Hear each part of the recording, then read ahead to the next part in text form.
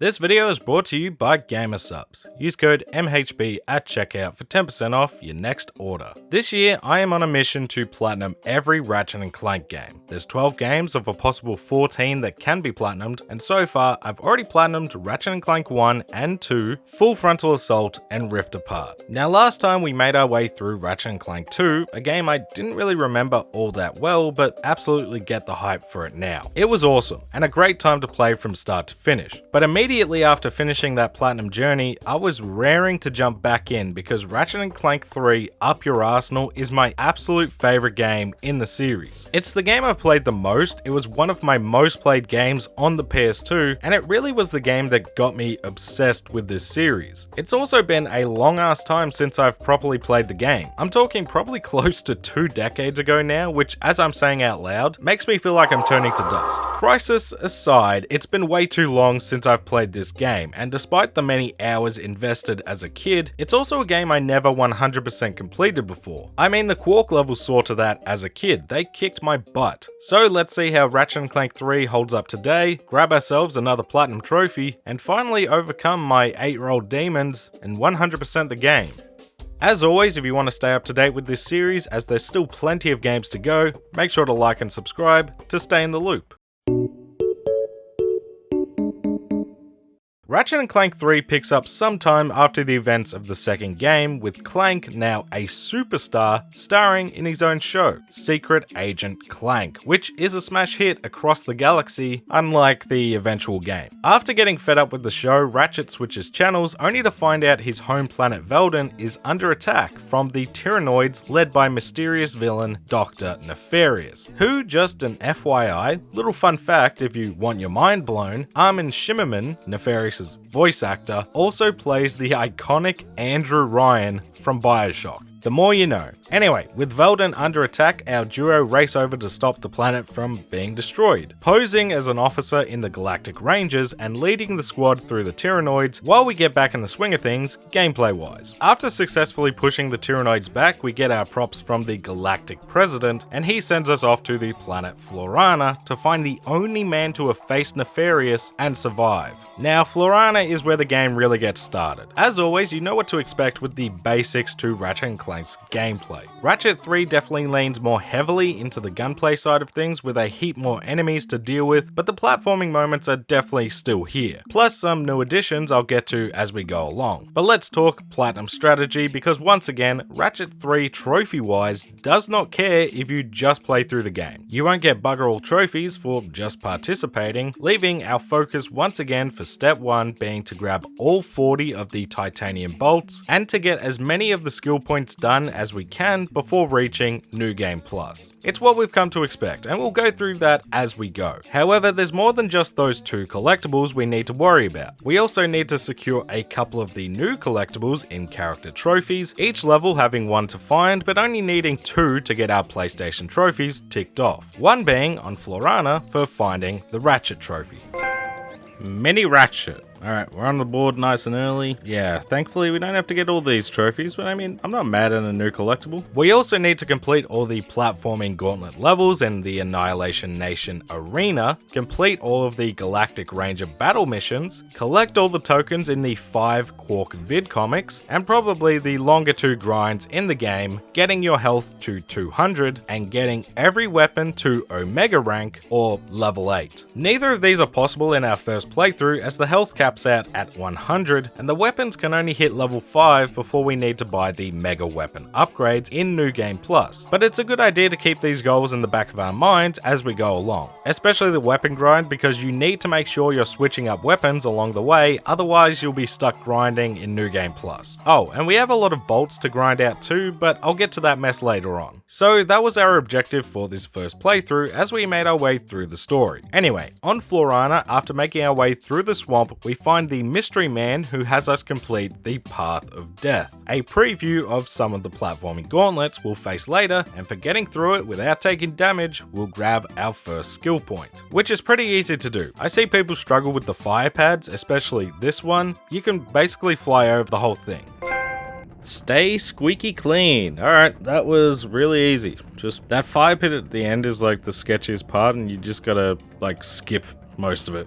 After completing the gauntlet, we learned that the mystery man is Captain Quark, and I think he's long overdue an ass whooping. We take out Quark, but hit him so hard he's devolved into his primate settings, and now we need to bring him back to base to try and get his memory back. On the Starship Phoenix, our home base for the game, the president calls saying he's in trouble as the planet Marcadia is now under attack, which upsets his daughter and our captain, Sasha. Here we also get a heads up on Dr. Nefarious's grand plan. Basically, robot good, squishy life forms bad. He plans to wipe all organic life out and replace them with robots. So off to Marcadia we go to save the president and halt another invasion. Now it's here on Marcadia we get properly introduced to the battle missions. There's a lot of variety in these as you progress through the missions of a planet, slowly driving back the Tyrannoids, setting up our own defenses, and in some cases going on the attack ourselves. These are great fun to complete. The Galactic Ranger bots are so funny, the enemies are plentiful, giving us lots of room to level up our weapons. The variety is great as you can go from being on foot, stationary turrets, or bloody hovercrafts, and best of all, completing these missions helps out the old bank account, which is always a plus. These aren't on every planet, only a few, but they are always a welcome addition. Anyway, through the battle missions, we clear the Tyrannoids out enough for the president to give us another mission. The defenses on the planet are down and we need to fix them, gaining a new gadget in the refractor in the process, and by using the lasers to our advantage on 25 enemies, grabbing another skill point. Reflect on how to score. Alright, take a skill point trophy. It's here we reunite with Al, who fixes up the defense system himself and happens to have the first edition of the Quark vid comics, a series of video games that tell the story of Captain Quark and his adventures over the years. So, like a true gamer, we head back to base to play it. The Quark levels are 2.5D platformers, and from my childhood memory, something I was dreading having to complete while grabbing all 100 tokens in each level, let alone speedrun for 5 of the 30 skill points. But I'm gonna rip the band-aid off right now. These were so much fun and an absolute breeze to complete. I had no issue finding all 100 tokens and all the health upgrade tokens, and if you've played any type of platformer or even Metroidvania before, you'll know where to look to find all of these, no problem. Nor did I have much of an issue beating the speedrun times for each level. Without trying to 100% the level, you can beat these times with little stress aside from some of the boss battles. So turns out, as is often the case, 8-year-old Jimmy was just bad at video games. I will say though, sadly, most of the story information that we gained from these vid comics was lost on me. Not because I wasn't interested, but because for whatever reason, the cutscenes after the first comic would just crash my game or chug along at a painfully slow rate. I did find a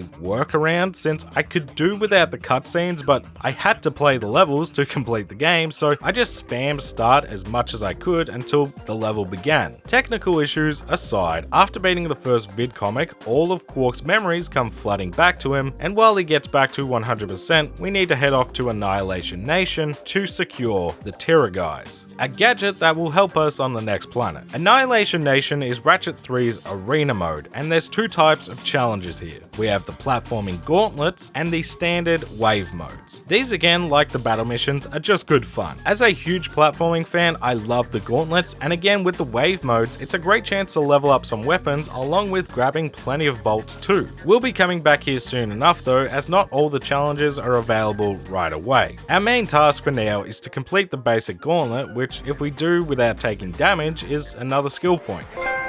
Flee flawlessly. Yeah, those aren't too bad. And unlocks us vid comic number 2 and our brand new gadget, which is very situational, but I mean, it's still cool. Back at base, Quark is back to his usual self. Well, arrogance-wise, but not up to his evil ways at least, and now we're ready to start actually trying to take down Nefarious with the brand new Q-Force. Before heading off on our next mission though, we grabbed a quick skill point for hitting Scrunch the monkey with our wrench, which isn't as easy as it sounds. He's a slippery bugger.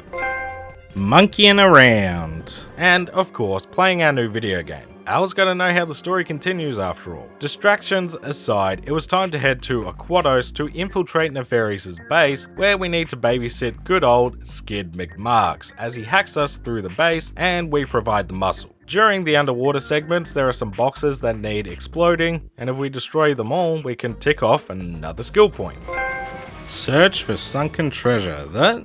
I feel like that's a throwback to Ratchet 1, no? It's been a while. It's been almost a year since I played Ratchet 1. From here, we fight our way through to the heart of the base, use our Terror guys to smooth talk our way into Nefarious's office, and learn the location of Tyrannosis, the Tyrannoid homeworld. We'll need to come back to Aquatos later though for another skill point because, of course, we need to collect another 101 crystals, but we'll need the Magna Boots to get that one done. So off we go to Tyrannosis to take on the Tyrannoids and their queen. This planet is just non-stop alien killing goodness, but this time we get a warthog to help us do the damage, plus in the battle missions we get access to the hovership. So yeah, needless to say, this level is awesome. It's just unfortunate there's no trophies to make us linger a bit longer. We take out all the defenses on the planet as well as the queen bee, who is just an absolute sponge, and it's time to head back to base to gloat about how epic we are. Nefarious interrupts us to laugh and mock our gang of heroes, which Al tracks to the planet Dax. Nothing going on trophy-wise on old Dax, which again sucks because there's some great moments here. The Courtney Gears, robot Britney Spears, has a banger of a music video we get to watch, while also learning she is another organic life form hater, and as we fight our way through the hordes of robot soldiers, we discover that Nefarious has built something called a bio-obliterator. Don't know what that means just yet, but it can't be good, and it's headed for the Albani moons. Time for another trophy though, and this was a skill point I really struggled with. Jumping and landing on the asteroid belt. The depth perception was cooking me here. I was doing this one jump for a solid 30 minutes before I finally got it done. Get to the belt. Ugh, yeah, that is really hard for no reason. The depth perception on that is rough. Story-wise, not much to report here for now, so next we made a quick detour to complete some more battle missions to save Blackwater City, and then it was time to return to Annihilation Nation to try and set up a meeting with Courtney Gears. To get that meeting though, we need to take down the boss challenge, Scorpio, and of course we had to make it harder on ourselves, so I also needed to beat him with just my wrench. Just quickly, this skill point can wait for later. The wrench damage scales with your health, so the higher your health bar, the more damage your wrench does. So just wait this one out because it's no picnic trying to complete it on the first go round. If you are stubborn like me though, just do the standard Dark Souls boss strat. Hug that ass as much as you can. It eliminates one of Scorpio's 2 attacks, meaning you just need to worry about the flamethrower. Bash the bug. Alright, that wasn't easy, but you know, no upgraded wrench, no massive health bar, like, not too bad. Anyway, with Scorpio taken care of, Courtney rewards us with another vid comic, and while she hates Ratchet, she loves Clank and will tell all she knows about Nefarious for a role in Secret Agent Clank. But I wasn't quite finished with the arena just yet, as I wanted to complete all the challenges I could before saving the final one for the very end. So I got back to work shooting, hitting, and platforming my way through the arena mode, grabbing the trophy for completing all 8 of the gauntlet levels as a nice little bonus. 8-time champion. Alright, so that's just for all the actual gauntlets, not any of these, which is, I mean, good to know. Then it was off to Holostar Studios to film some Secret Agent Clank, grabbing a skill point for hitting the jackpot again on a slot machine, which I got a lot quicker than I did in Ratchet 2. Alright, we got the jackpot. Let's keep it moving. Feeling lucky, and filling our quota for Mega Clank levels. But unfortunately, Courtney Gears backstabs us and takes Clank away to Nefarious, where he wants Clank to be the face of his plan to wipe out all organic races. Clank obviously refuses, but Nefarious has a backup plan. He takes Clank captive and sends off an evil double to take his place. Ratchet, waiting at Clank's trailer, has no clue he's mingling with an evil doppel. So we grab the Clank trophy hidden in the level.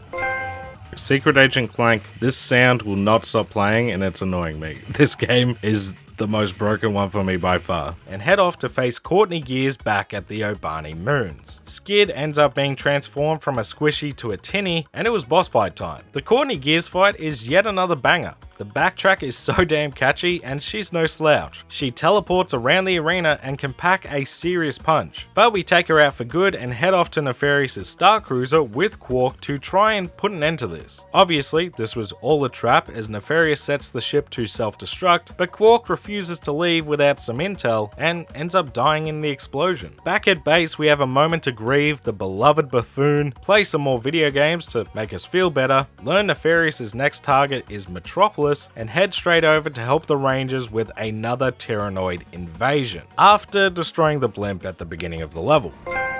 It was a very good year. It doesn't take long for Nefarious' Bio-Obliterator to appear and turn both citizens and Tyrannoids into robots. But we make our way through Metropolis. Of course, Nefarious escapes, but we find the real Clank at least, and now we need to face off against Clunk, a fight that my spitter rifle made short work of. Before leaving, completing some more battle missions with the boys who gift us the Map-O-Matic for helping them out, which is a huge get for the 101 crystals, and it's time for our next stop, the Leviathan crash site, to see if we can find what Quark was looking for. I'll get into this level for the skill point later, as I needed to level up the suck cannon first, but it's here at the crash site we learned that yes, obviously Quark is still alive. He for some reason faked his death. But before we can learn more, the Rangers need our help one last time on Iridia, and who am I to say no? Iridia has a couple of skill point trophies we can grab, and they're super easy, like using the refractor gadget to take out 10 enemies. Just pull out the refractor and stand in front of the laser enemies, and that's an easy one done.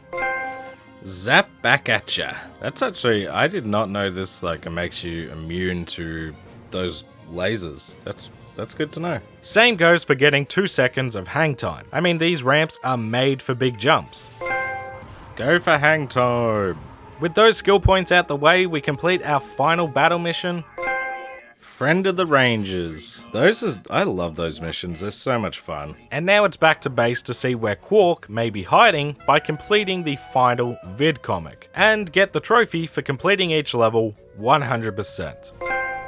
There we go, I was getting scared. Strive for arcade perfection. Says the green ones aren't required for the 100%. Regardless, we're done with the Quark levels. Way easier. I mean, I got all the speed ones. All these, done. We're done with the Quark levels. They are good fun, but I don't know why I struggled so much as a kid with them. We learned that Quark is hidden away on the planet Thran, so that's our next stop, making sure to break the snowman in the level. Oh, and don't glide to this area. You can't wall jump after it. I learned that the hard way.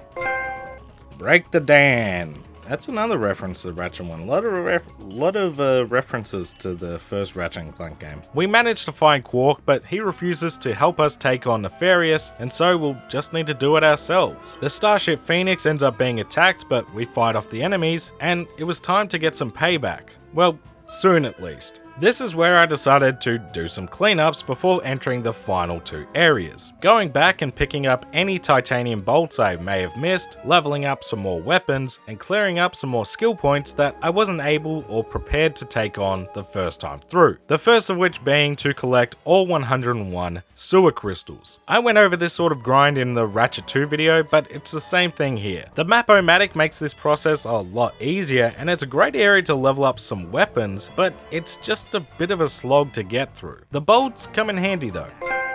Hit the motherload. Got to do those 100 crystal grinds. My favorite. Then it was back to Dax to turn 15 flies into ducks, which is as simple as it sounds. Bugs to birds. Yeah, this I feel like is gonna make that 100 wave mode in the arena really easy. Back at Crash Site was one of the more tilting skill points for me personally. Killing 40 enemies with the suck cannon without dying. That second part is what makes this such a ball ache. I leveled up the cannon to level 5, and to be honest, it's not a bad weapon to use, but you need things to use as projectiles, and it's not until midway through the level where you can really make some good progress here. I died over and over again trying to get this done. It was definitely one of the longest skill points for me, no question. My advice, make your shots count, don't bother with the big robots, and most of the kills will come from sucking up the stupid zappy robots. Suck it up.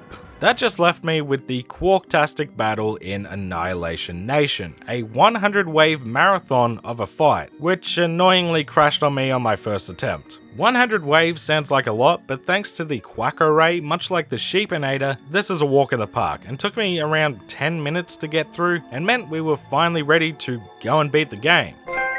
Quarktastic win. Alright, that's the arena mode done. That one's not too bad. It's really just when they make you change up the weapons that I seem to have some issues. I got to round 96 twice and choked it, so I'll take the win. And I think I can move on with the story now? We fight our way through Koros, take out the Bio-Obliterator, well, Model 1 anyway, and we make our way to the command center to put an end to Nefarious and the Bio-Obliterator version 2. This is where we grab the final titanium bolt.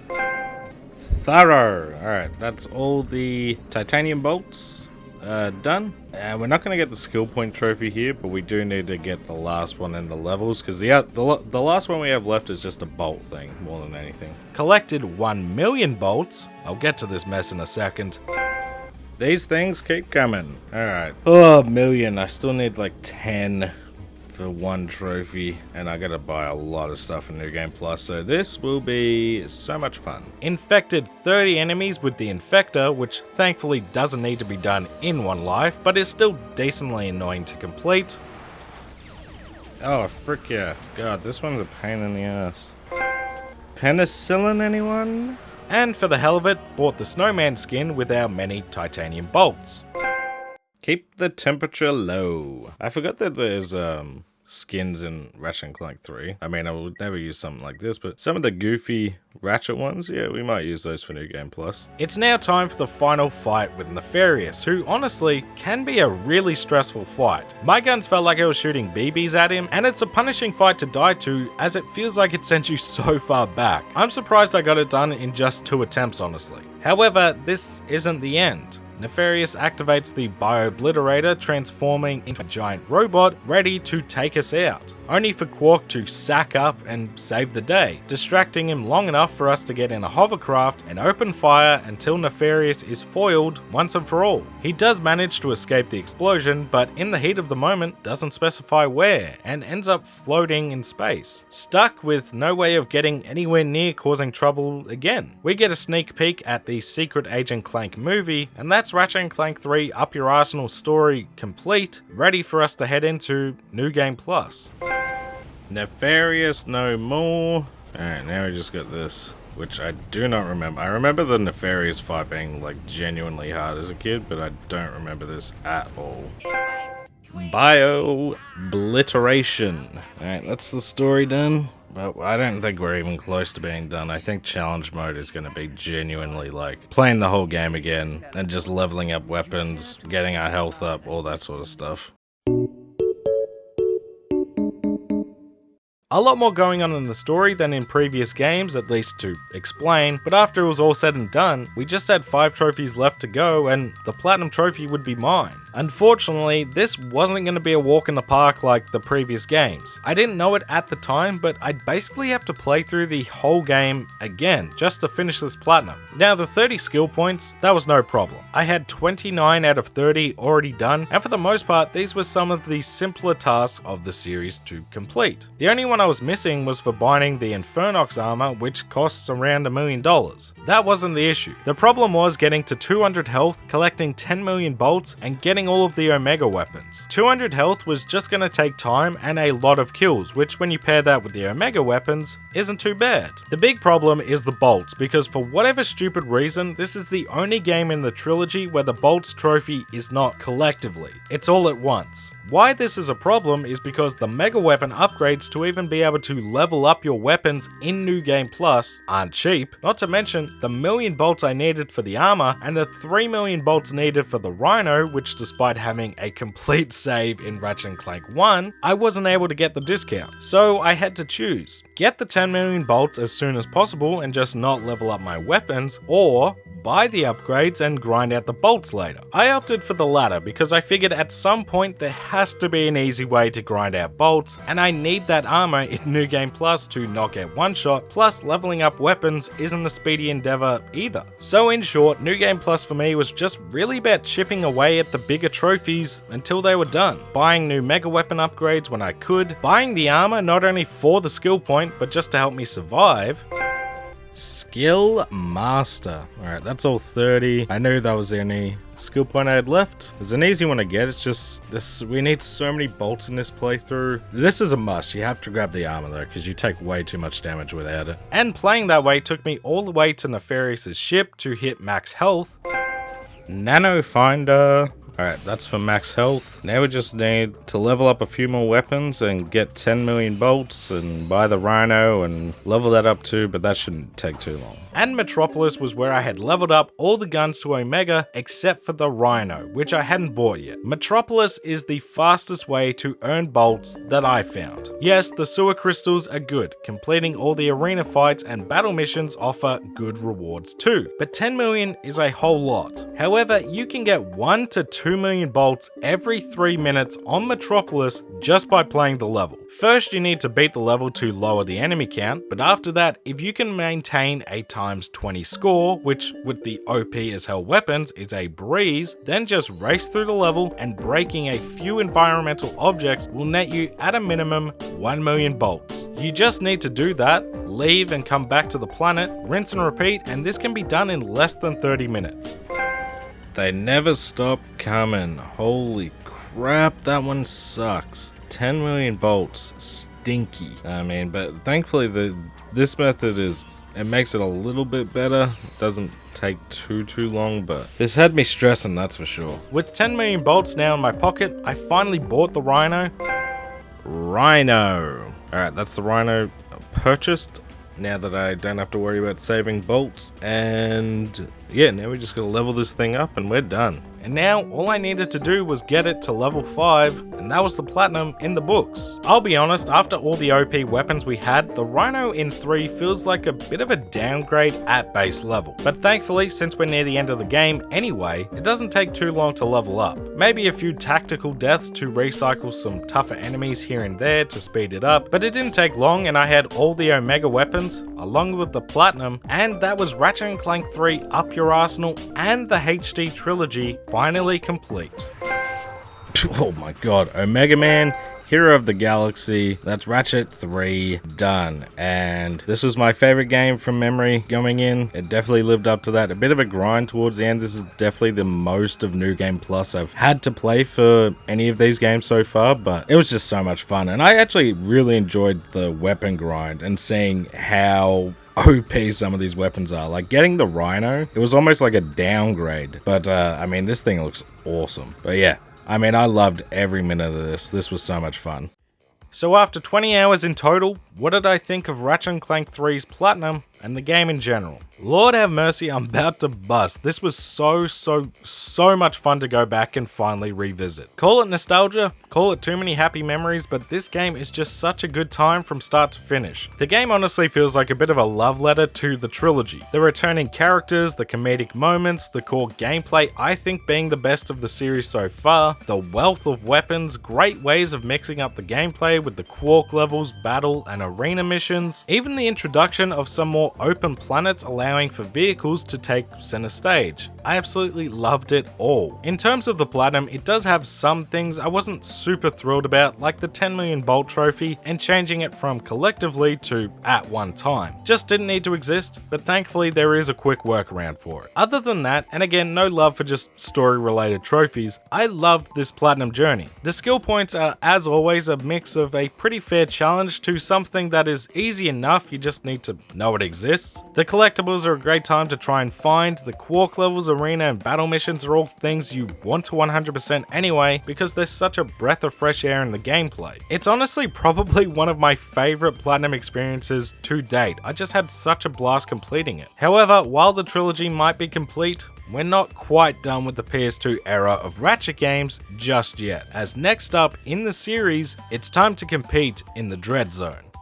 Thank you so much for watching. If you made it this far into the video, make sure to leave a comment with "up your what now?" to let me know that you made it to the end. If you enjoyed it, don't forget to like and subscribe. Leave a comment below and let me know what your favorite series was on the PS2. Shout out to the channel members for that extra level of support, and special thanks to members of the Bear Club: It's Grey J, Darkwolf, Zafado, Lug Knights, Golden Sparrow, Lord Alex, Kuzma, Jarvis McGee, and Briganius. Thank you all, and I'll catch you in the next one.